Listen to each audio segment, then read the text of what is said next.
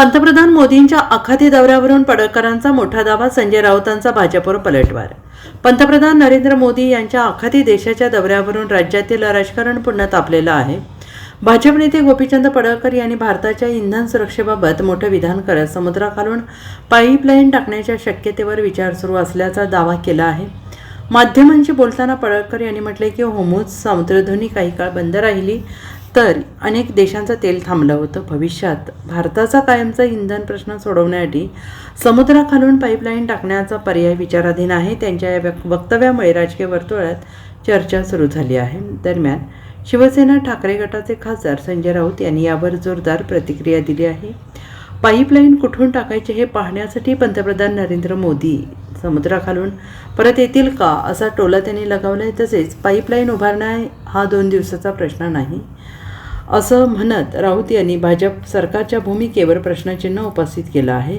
या प्रश्नावरून या मुद्द्यावरून आता राज्यातील सत्ताधारी आणि विरोधकांमध्ये पुन्हा आरोप आणि प्रत्यारोप सुरू झाले आहेत. राऊतसाहेब, आता आपण मोदींच्या परदेश दौऱ्याबाबत उल्लेख केला. भाजपकडून एक मोठा दावा केला जातोय. ते म्हणतात की मोदी समुद्राखालून पाईपलाईन त्यांचा प्रयत्न आहे आणि इंधन आणण्याचा त्यांचा प्रयत्न आहे. भारतीय जनता पक्ष हा जमिनीवरचा पक्ष नाही. भारतीय जनता पक्षाची सरकार ही गैरमार्गाने आलेली सरकार आहे. भारतीय जनता पक्ष ज्या क्षणी फेअर निवडणुका घेईल त्या क्षणी त्यांना त्यांचं काय भूमिका किंवा लोक कोणावर उभा राहतात ते कळेल. पश्चिम बंगालमध्ये, आसाममध्ये निवडणुकीत घोटाळे करून ते सत्तेवरती आलेले आहेत. केरळच्या जनतेनं त्यांना ते करू दिलं नाही. तामिळनाडूच्या स्वाभिमानी जनतेने त्यांना ते करू दिले नाही. पश्चिम बंगालमधल्या प्रत्येक विधानसभा मतदारसंघानुसार माझ्याकडे माहिती जी आली आहे त्यानुसार कशी यंत्रणा वापरली, गैरवापर झाला, कशा प्रकारे धमक्या दहशत निर्माण केली, कशा प्रकारे लोकांना सांगितलं की जर तुम्ही मतदान केलं नाही किंवा मतदानाला गेला तर तुमचे रेशन कार्ड रद्द केले जाते, तुमचं आधार कार्ड रद्द केलं जाईल, तुम्हाला बेकायदेशीर नागरिक ठरवलं जाईल. अशा वेळी लाखो लोकांनी मतदानापासून ते वंचित राहिले, घाबरून गेले नाही. ही परिस्थिती देशामध्ये आहे.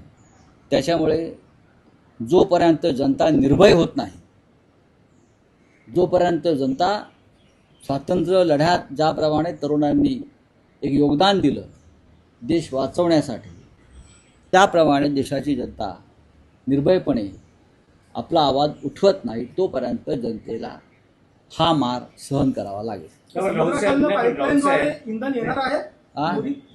समुद्राखालून आता मला असं वाटतं मोदी परदेशात गेले आहेत. त्यांचा हिंदुस्थानात येण्याचा प्रवास समुद्राखालना असेल. पाईपलाईन कुठनं टाकायचे ते बघण्यासाठी त्यांना पाहावं लागेल ना. त्यांना ते स्वतःच बहुतेक उडी मारतील आणि ते पाईपलाईनचा मार्ग शोधत जातील. पाईपलाईन हा काय 2 दिवसाचा विषय आहे का? अनेक वर्ष लागतात त्यासाठी, अशा गोष्टी करण्यासाठी.